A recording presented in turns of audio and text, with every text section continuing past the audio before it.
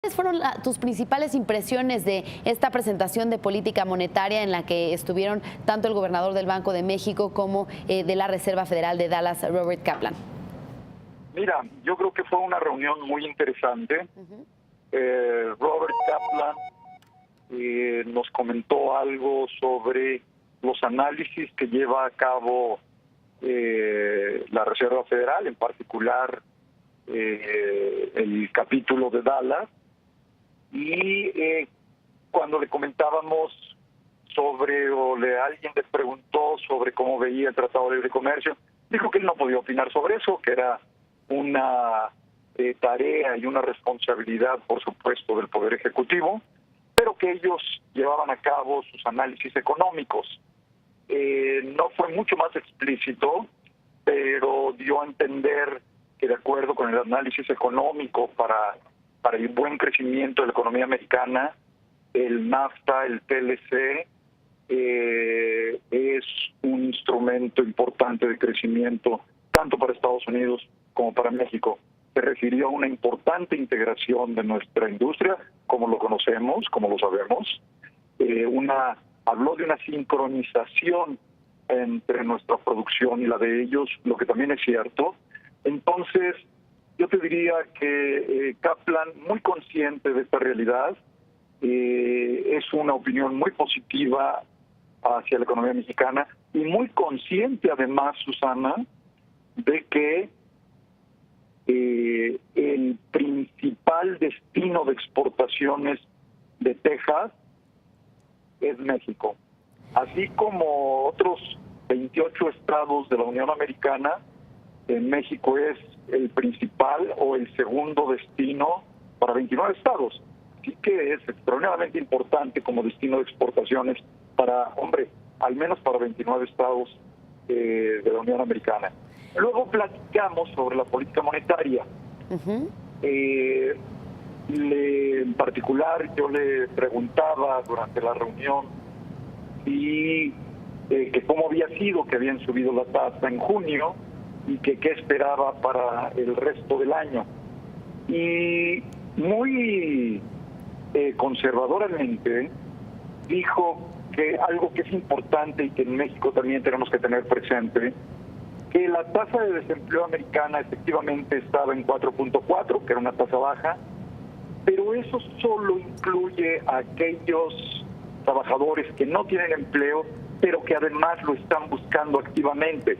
Si tú dejas de buscar empleo, ya no calificas como desempleado, sino entras a otro lugar que se llama disponible para trabajar, y tampoco están en esta tasa de desempleo los subempleados, los que solo trabajan unas cuantas horas al día o unos cuantos días a la semana. Cuando se suman los tres, que es la verdadera falta de empleo que hay en un país, en cualquier país, ellos lo llaman la tasa de desempleo o el desempleo U6, es esta medida. Nosotros le llamamos la brecha laboral. Y en este caso ellos andan en 8.8%, todavía muy alta. Entonces él cree que todavía hay espacio para generar empleos y que por lo tanto tendrían que ser conservadores para subir su tasa. Precisamente tocando este tema de los empleos del que hablas y ligándolo un poco al tema comercial del que hablaba Robert Kaplan, él reconoció que la relación comercial con México permite precisamente a Estados Unidos agregar empleos que son globalmente competitivos. Sí, definitivamente.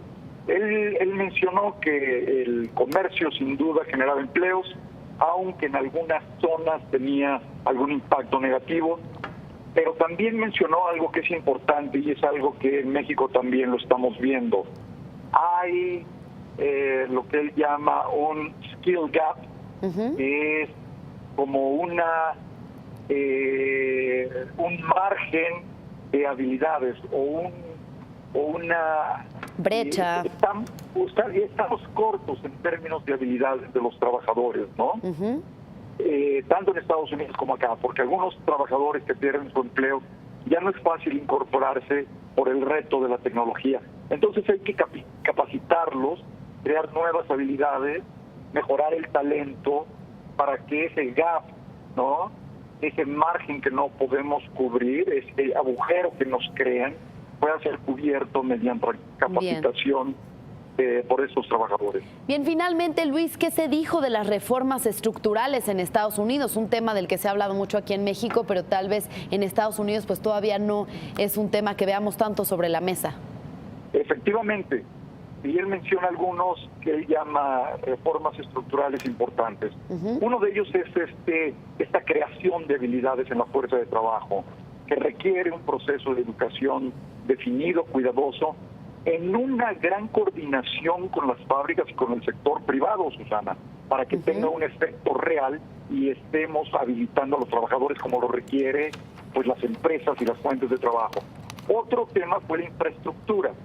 Ellos también tienen alguna falta en infraestructura, nosotros enorme, como sabemos, y él cree que la parte de infraestructura debe formar parte importante de una nueva reforma alrededor de la infraestructura.